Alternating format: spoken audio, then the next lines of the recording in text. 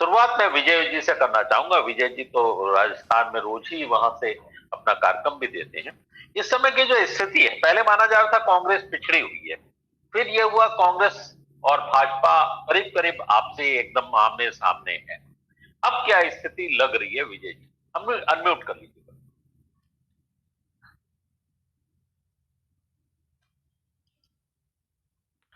देखिए, मेरा ये व्यक्तिगत मानना है कि आज की तारीख में भी बीजेपी की जीत की संभावना कांग्रेस के मुकाबले ज्यादा है।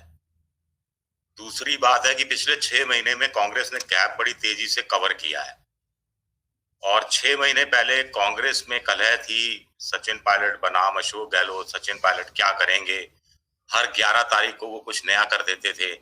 11 अप्रैल, 11 मई, इस तरह की बातें सामने आती रहती थी, लेकिन वहां पर ये कलहबाजी खत्म हुई है। और उधर बीजेपी में गुटबाजी, खेमेबाजी बढ़ गई है।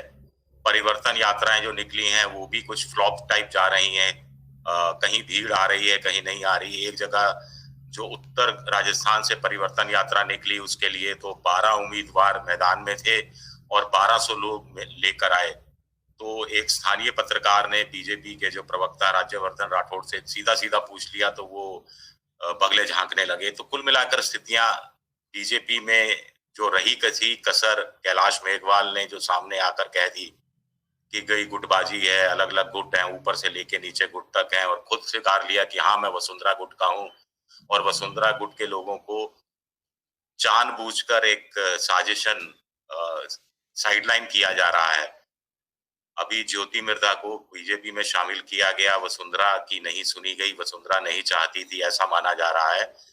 लेकिन ये सारी चीजें अपनी जगह ठीक हैं। लेकिन अब कहानी ये है कि वसुंधरा करेंगी क्या? क्या वसुंधरा खुलकर विद्रोह करेंगी?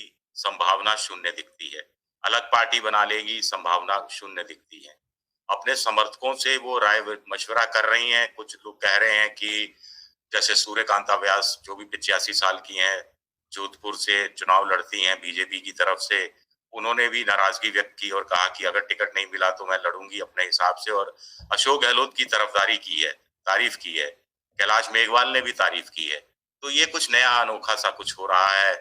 और कुछ लोग कह रहे हैं कि ऐसे लोग जो कह रहे हैं कि हम निर्दलीय चुनाव लड़ेंगे, उनको कहीं ना कहीं वसुंधरा की शय पर या वसुंधरा की नीति है कि इनसे निर्दलीय चुनाव लड़वाया जाए और कांग्रेस कोई कमजोर कैंडिडेट दे दे और वो जीत कर आए, और उसके बाद फिर जब स्थितियां बने, चुनाव के बाद जो नतीजे आए उसके हिसाब से कोई फैसले लिए जाएं। तो अभी बहुत झोल है इस मामले में, कुछ निश्चित रूप से नहीं कहा जा सकता। अगले कुछ दिन बड़े इंपॉर्टेंट होंगे देखने की आला कमान को क्या ये समझ में आता है कि वसुंधरा की नाराजगी राजनीतिक रूप से बड़ी खतरनाक हो सकती है। खासतौर से ये बात देखते हुए कि तेलंगाना में बीजेपी कहीं नहीं है, मध्य प्रदेश में बीजेपी बहुत पिछड़ी हुई है, छत्तीसगढ़ में बीजेपी पीछे है, और एक राजस्थान एक ऐसा प्रदेश है जहां पर बीजेपी की जीत की संभावना है। तो क्या ये संभावना, जैसे कांग्रेस के लिए कहा जाता है कि वो जीत के मुंह से हार छीन लेने में उस्ताद रही है, तो क्या बीजेपी राजस्थान में की स्थिति यही हो रही है कि जीत में से वो हार छीनने की तरफ बढ़ रही है? ये कुछ सवाल हैं। और निश्चित रूप से अभी क्योंकि राजनीति में चीजें इतनी तेजी से बदलती हैं कि अ, स्वाभाविक है कि मैं दावे के साथ कोई पुख्ता तौर पर कुछ कोई कमेंट नहीं कर सकता। बिल्कुल।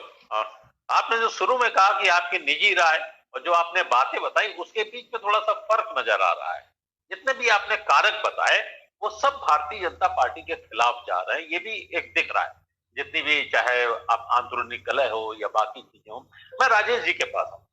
राजेश जी, आप भी उसमें एक राजस्थान की कहानी, राज। उसमें हाँ, एक चीज हाँ, ये है कि मैं इसलिए कह रहा हूं क्योंकि पहले बीजेपी के नेताओं से भी हम बात करते थे तो हर नेता 130, 135, 140 की बात करता था। अब बीजेपी के नेता ही ऑफ रिकॉर्ड भी 105, 110, 115 की बात करते हैं। कांग्रेस के नेता अधिकतम 50 की बात करते थे, 50-55 की। अब कांग्रेस के नेता 80 तक पहुंचे हैं। तो ये नैरो हुआ है। और एक और बात सिर्फ एक लाइन में कह दूं, फिर बादल जी आगे बात बढ़ाएंगे, कि अभी जो स्मार्टफोन बांटे जा रहे हैं महिलाओं के बीच में, करीब 1.25 करोड़ महिलाओं को बांटे जाने हैं, उससे बड़ा माहौल बना है कांग्रेस के पक्ष में। अरे घर में जो बाई आती है वो भी स्मार्टफोन लिए घूम रही है और बड़ी खुश है। कह रही है साहब ये देखिए, ये मिल गया साहब, ये मिल गया। अब तो साहब गहलोत जी को ही वोट देंगे। तो ये माहौल है और गांव में भी बड़ा जबरदस्त माहौल है। तो ये बड़ा टॉक ऑफ द टाउन हो गया ये मामला। बिल्कुल, आपने जिस फोन की बात की उसी फोन पे एक व्हाट्सएप मैसेज मेरे पास भी आता है एक सर्वे एजेंसी का। 92 से लेके 94 सीट कांग्रेस को और 66 से लेके 70 सीट भाजपा को। एक और एजेंसी है, इलेक्ट्लाइन है, जो जिसने हमें हमारे जानने वाले उन्होंने भेजा था। राजेश जी, मैं अब आपसे